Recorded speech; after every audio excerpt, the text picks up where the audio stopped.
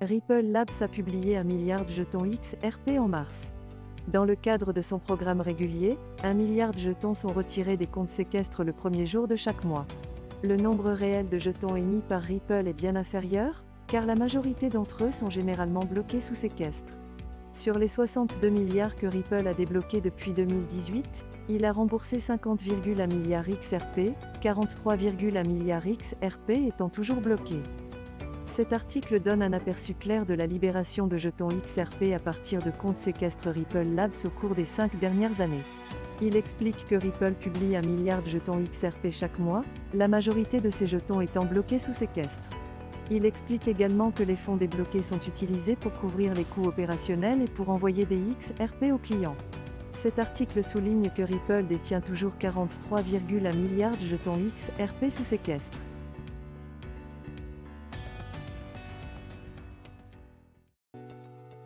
Le Bitcoin et l'Ether ont tous deux réussi à terminer le mois de février dans le vert, le Bitcoin enregistrant un léger gain de 0,04% et l'Ether en hausse de 1,27%.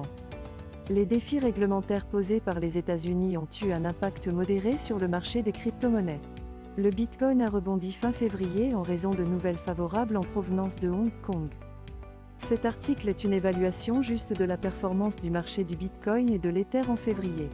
Il fournit un aperçu des facteurs qui ont eu un impact sur leurs performances respectives, tels que la répression réglementaire aux États-Unis et les actualités en provenance de Hong Kong.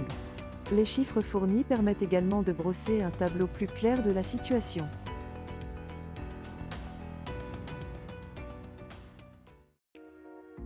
Margot Nijkerk rend compte des protocoles de blockchain, en mettant l'accent sur l'écosystème Ethereum.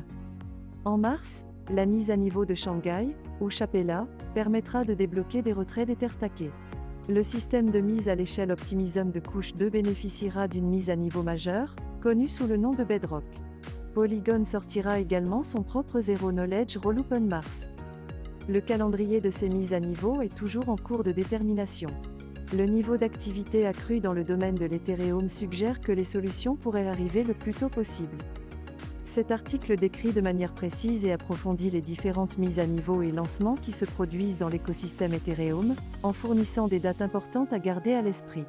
Margot Nijkerk décrit les protocoles de blockchain en mettant l'accent sur l'écosystème Ethereum et fournit un excellent aperçu de la mise à niveau de Shanghai, de la mise à niveau de Bedrock d'Optimism et du Zero Knowledge Rollup de Polygon.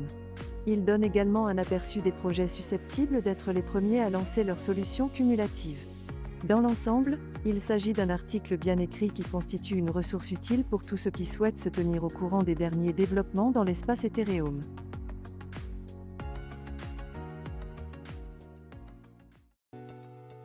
Le Bitcoin a augmenté mercredi alors que les données manufacturières encourageantes en provenance de Chine ont amélioré l'appétit pour le risque sur les marchés mondiaux.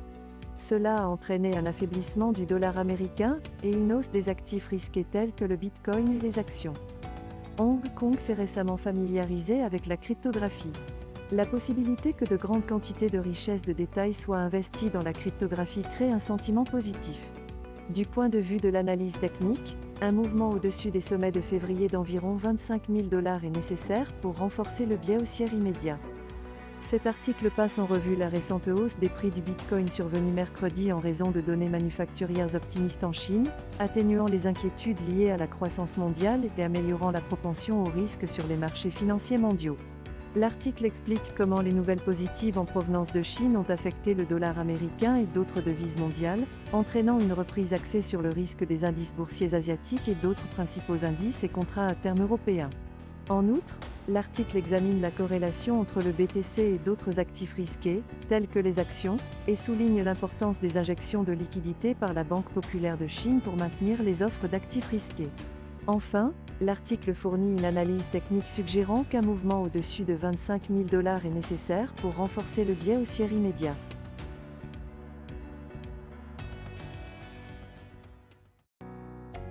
Les membres de la communauté des crypto-monnaies ont récemment discuté du succès potentiel de ce que l'on appelle les tueurs d'Ethereum. Ils ont également discuté de leur capacité à détrôner le réseau Ethereum. Bien que certains aient exprimé l'espoir que ces blockchains puissent concurrencer Ethereum, le consensus général était qu'Ethereum est bien ancré sur le marché de la couche 1. Aucun tueur ne pourra le tuer.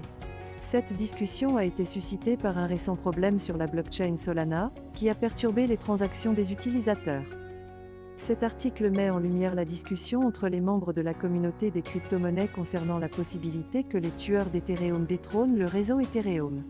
Les membres de la communauté avaient des opinions divergentes, allant de ceux qui soutenaient qu'aucun tueur d'Ethereum ne pourrait jamais réussir à ceux qui suggéraient de supprimer le terme tueur d'Ethereum. Certains ont également fait valoir qu'Ethereum pourrait encore échouer, malgré son taux d'adoption actuel. L'article a également abordé les récents problèmes de réseau rencontrés par la blockchain Solana, qui ont amené certains membres de la communauté à la qualifier de tueur de transactions.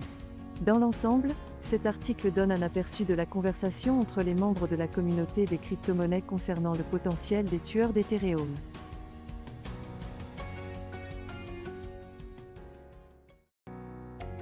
Le prix de l'Ether a chuté de 9,8% entre le 19 et le 25 février.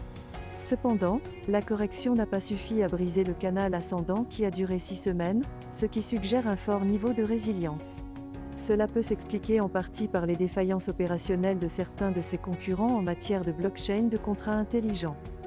L'environnement réglementaire reste précaire pour les crypto-monnaies. Visa et Mastercard reportent le lancement de nouveaux partenariats jusqu'à ce que les conditions du marché s'améliorent. Le réseau de test Sepolia d'Ethereum a été forqué avec succès le 28 février en vue de la mise à niveau de Shanghai. L'analyse des marchés à terme et des options sur l'Ether suggère que les traders sont modérément optimistes. Ils sont convaincus que la tendance ascendante actuelle se poursuivra, à moins que le prix ne passe en dessous du support du canal à 1520 $. Cet article fournit une analyse approfondie du marché de l'Ethereum, en se concentrant à la fois sur l'évolution des cours et sur les données relatives aux dérivés. Il est évident que le prix de l'Ether a chuté de près de 10% entre le 19 et le 25 février, mais la correction n'a pas rompu le canal ascendant qui a duré 6 semaines et les indicateurs des produits dérivés n'étaient pas baissiers. L'article traite également de l'échec opérationnel de certains de ses concurrents en matière de blockchain pour les contrats intelligents, de l'environnement réglementaire et du hard fork réussi du testnet Sepolia. Enfin, l'article explique que les marchés des options et des contrats à terme indiquent que les traders professionnels sont prudemment optimistes et sont convaincus que la tendance ascendante se maintiendra, à moins que l'Ether ne passe sous le support du canal à 1520 $.